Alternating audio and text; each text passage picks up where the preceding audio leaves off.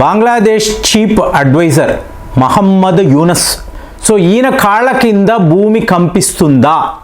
అవుననే చెప్పాలి, కింద పడతాడు. ఎందుకంటే బంగ్లాదేశ్కి సంబంధించిన 3 కార్గో షిప్పులను అరకన్ ఆర్మీ వాళ్ళు డీటైన్ చేశారు, పట్టుకున్నారు. అందులో ఉండే క్రూ మెంబర్స్ని అంతా కూడా వీళ్ళు బంధించి ఆ గదుల్లో ఉంచారు. సో ఇప్పుడు బంగ్లాదేశ్ ఏం చెయ్యబోతుంది అంటే, వీళ్ళు చాలా గొప్పగా మాట్లాడుతున్నారు కదండి. ఇప్పుడు మీరు అదేదో సినిమాలో చెప్తారు చూసారా, ఈ ప్రపంచంలో ఎవరికైనా ఫోన్ చెయ్యి.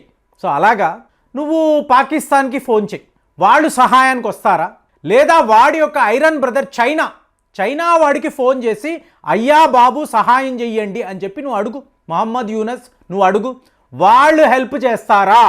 లేదా నీ బాస్ జో బైడెన్ నిన్న వెళ్ళిపోయాడు, ఈయనకి ఫోన్ చెయ్యి. ఇప్పుడు ఇలాంటి ఒక పరిస్థితి ఉందండి. 3 కార్గో షిప్స్ని అరకన్ ఆర్మీ వాళ్ళు బంధించారు, డీటైన్ చేశారు. దయచేసి విడిపించండి. ఆయన సహాయానికి వస్తాడా? ఒక్కడు కూడా రారు. మళ్ళీ మీరు అయ్యో భారత్ మోదీ గారు దయచేసి సహాయం చెయ్యండి, ఇదే కదా మీరు అడుగుతారు. మరి ఇప్పుడైనా మీరు బుద్ధి తెచ్చుకుంటారా? ఖచ్చితంగా లేదు. మీరేం మాట్లాడతారు? మైటీ బంగ్లాదేశ్ మిలిటరీ అంటారు. వెళ్ళండి, వెళ్ళి అరకన్ ఆర్మీతో యుద్ధం చేయండి, చేసి మీ ఓడలను మీరు విడిపించండి. మాట్లాడుతున్నారు కదా, ఇండియన్ ఆర్మీనే ఎదిరించాము, మమ్మల్ని చూసి వాళ్ళు భయపడిపోయారు, వెనక్కి తగ్గారు, ఫెన్సింగ్ వేయడం ఆపేశారు, ఎంటైర్ ఏరియా మా కంట్రోల్లో ఉంది, ఇన్ని మీరు మాట్లాడుతున్నారు కదా. వెళ్ళండి రా, వెళ్ళి అరకన్ ఆర్మీతో కుదిరితే తలపడండి, ఫైట్ చెయ్యండి. మీ ఓడలను మీరు విడిపించగలరా? ఇంపాసిబుల్. ఇవాళ వీడియో మాట్లాడుతున్న టైంలో కూడా ఈ 3 ఓడలు కూడా లోపల ఏంటి, ఎండు చేపలు, కాఫీ, పచ్చళ్ళు ఇవి ఉన్నాయి. మీకు ఎంత ఏకంగా 40 కోట్ల విలువ చేసే మీకు సరుకులు మీకు ఆ 3 ఓడల్లో ఉన్నప్పుడు పరిస్థితి ఏంటి? మరి అరకన్ ఆర్మీ వాళ్ళు ఎందుకు ఇలా చేస్తున్నారు అంటే, పోయిన శనివారం ఒక వీడియోలో నేను మాట్లాడాను. అభయ్ ఠాకూర్ అని చెప్పి ఈయన మయన్మార్కు సంబంధించిన భారత్ రాయబారి. ఈయన ఎక్కడికి వెళ్ళారు? నేరుగా మయన్మార్ బంగ్లాదేశ్ సరిహద్దుల్లోకి వెళ్ళారు. రఖైన్ అనబడే ప్రాంతం, రఖైన్ ప్రాంతం అనకూడదు, రఖైన్ దేశము అని చెప్పాలి. ఎందుకంటే అరకన్ ఆర్మీ వాళ్ళు అలాగే భావిస్తున్నారు. 30,000 మంది సైనికులతో వాళ్ళు బంగ్లాదేశ్ని ఇటువైపు మయన్మార్ యొక్క జుంటాను ఎదిరించడానికి రెడీగా ఉన్నారు. ఆయుధాలతో వాళ్ళు సర్వము సిద్ధము అంటున్నారు. సో అలాంటి రఖైన్ ప్రాంతానికి మన రాయబారి వెళ్ళడము, వెళ్ళి సిట్వా పోర్టును అంటారు చూసారా, ఈ సిట్వా పోర్టుకి సంబంధించి అంటే ఏమీ లేదు ఫ్రెండ్స్, మయన్మార్ జుంటా అనండి, ఇక్కడ రఖైన్కి సంబంధించిన అరకన్ ఆర్మీ అనండి, వీళ్ళకి మనతో పని ఉంది. Kaladan multi modal transport project.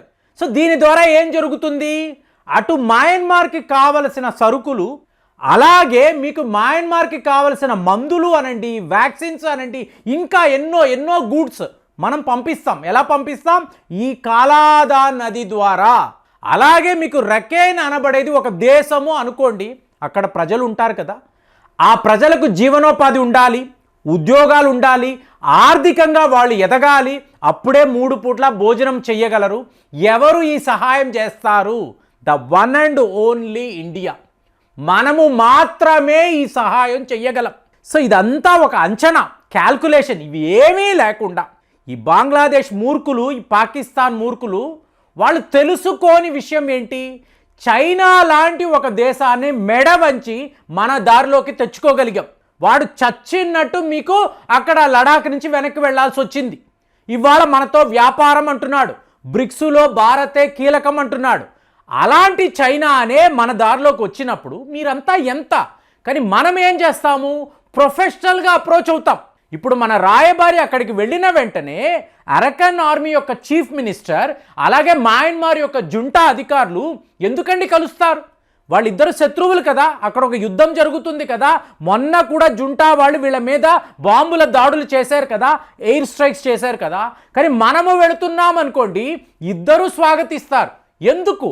మనము వాళ్ళకి చేసే సహాయం వాళ్ళ ప్రజలు అడుగుతారు, మేము మిమ్మల్ని నమ్ముకొని ఉన్నాము కదా, మాకు మీరు ఏం చేస్తున్నారు, మా పిల్లలు ఇలా రోగాలతో ఉన్నారు, మందులు దొరుకుతాయా? మందులు ఎక్కడి నుంచి వస్తాయండి? భారత్ నుంచే రావాలి. మీకు అలాంటప్పుడు మన మీద వీళ్ళు ఆధారపడతారు. సో మన రాయబారి ఏం చేశారు అక్కడ, మీకు ఎంత కావాలి ఆర్థికంగా సహాయపడతాము, మీ అవసరాలు ఎంత, ఎవరిని అడుగుతాము, అరకన్ ఆర్మీని అడుగుతాం. అంటే అరకన్ ఆర్మీ భారత్ వైపు వచ్చేసింది.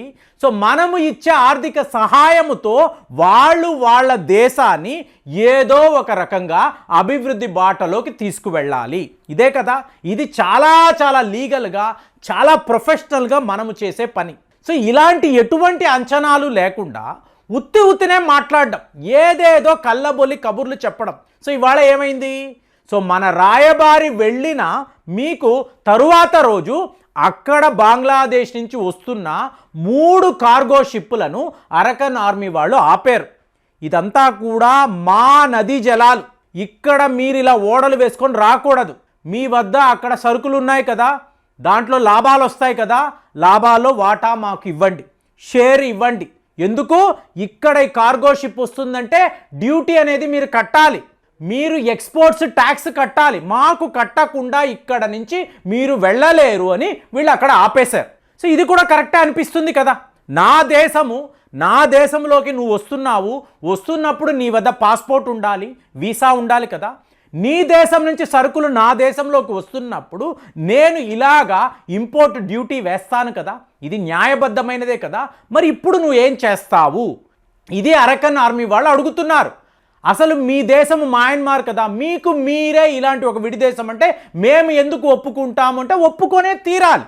ఇక్కడ నాఫ్ నది అని ఒకటి ఉంటుందండి. ఈ నాఫ్ నదికి ఒకవైపు ఏమో బంగ్లాదేశ్, ఇంకొక వైపు ఏమో రాఖ్యాన్ అనబడే ఈ ప్రావిన్స్, ఈ రాష్ట్రము, ఈ దేశం. ఇక్కడ తెక్నీఫ్ అనబడే ల్యాండ్ పోర్ట్ ఒకటి ఉంటుంది. కాబట్టి ఒక ఆ ఓడ ఇక్కడికి వచ్చిన తరువాత తెక్నీఫ్ పోర్ట్ వద్దకు వచ్చాక ఈ సరుకులు బంగ్లాదేశ్లోకి వెళ్ళాలి, మయన్మార్ నుంచి బంగ్లాదేశ్లోకి వెళ్ళాలి. మధ్యలో ఎవరున్నారు, అరకన్ ఆర్మీ వాళ్ళు ఉన్నారు. రకైన్ అనబడే మీకు రాష్ట్రము ఉంది. అలాంటప్పుడు ఇక్కడ వీళ్ళ పర్మిషన్ లేకుండా, వీళ్ళ పర్మిట్ లేకుండా ఒక ఓడ కూడా మయన్మార్ నుంచి బంగ్లాదేశ్లోకి వెళ్ళడానికి లేదు. ఇవాళ పరిస్థితి ఏంటో చెప్పమంటారా, ఈ తెక్నీఫ్ అనబడే పోర్ట్ టోటల్గా ఖాళీ అయిపోయింది. ఎందుకు, బంగ్లాదేశ్ వ్యాపారులకు భయము, ఈ అరకన్ ఆర్మీ వాళ్ళు ఏం చేస్తారో, మనము వాళ్ళకి డబ్బు కట్టకపోతే మనల్ని కాల్చేస్తారేమో, బాబోయ్ మాకు ఈ వ్యాపారమే వద్దు అని చెప్పి బంగ్లాదేశ్ నుంచి మయన్మార్కి, మయన్మార్ నుంచి బంగ్లాదేశ్కి వెళ్ళే ఈ టోటల్ వ్యాపారము ఆగిపోయింది. మనల్ని శత్రువులుగా చూడడం వలన పరిస్థితి ఏంటి, అక్కడ బంగ్లాదేశ్ సర్వ విధాల, అన్ని విధాల మీకు టోటల్గా వాళ్ళు డిస్ట్రాయ్ అయిపోయారు. అయినా కూడా నా పదవి, నా అధికారము, నా పవర్ అనుకొని ఒక పిచ్చివాడు అక్కడ కూర్చొని ఉన్నాడు. సో వాడికి ఇప్పుడైనా అర్థం అవ్వాలి, అంటే ప్రజలు తిరగబడాలండి, ఒరేను ముందు వెళ్ళిపోరా, నువ్వు ఉండడం వల్లే ఈ సమస్య అని చెప్పి ఏ రోజైతే ప్రజలు రోడ్ల మీదకి వచ్చి వాళ్ళు గొడవ చేస్తారో ఆ రోజే మొహమ్మద్ యూనస్కి అర్థమవుతుంది, ఓహో ఇండియాను శత్రువుగా చూస్తే మన చుట్టుపక్కల మనం ఏమీ చెయ్యలేము, మనకు సహాయంగా వచ్చే ఒకే ఒక దేశము మళ్ళీ భారతే, ఏ పాకిస్తానో చైనానో అమెరికానో మనకు సహాయము చెయ్యరు. ఈ విషయాన్ని ఇవాళైనా వీడు అర్థం చేసుకుంటే ఇంకా కుర్చీలో కొన్ని రోజులు ఉంటాడు, లేకపోతే మనము ఏం చెయ్యాలో మన గేమ్ ప్లాన్ ఏంటో మనకి బాగా తెలుసు, ఆల్రెడీ వాళ్ళకి కూడా అర్థమైంది. మరి ఇప్పుడు ఈ 3 కార్గో షిప్పులు అక్కడ ఇరుక్కుపోయాయి కదా, మరి బంగ్లాదేశ్ వాడు ఏం చేస్తాడు, అసలు ఏం చెయ్యగలడు, ఒక్కసారి ఆలోచించండి. ఆలోచించి కామెంట్స్లో మీ అభిప్రాయాలు తెలియజేయండి. మళ్ళీ వచ్చే వీడియోలో కలుద్దాం. జై హింద్.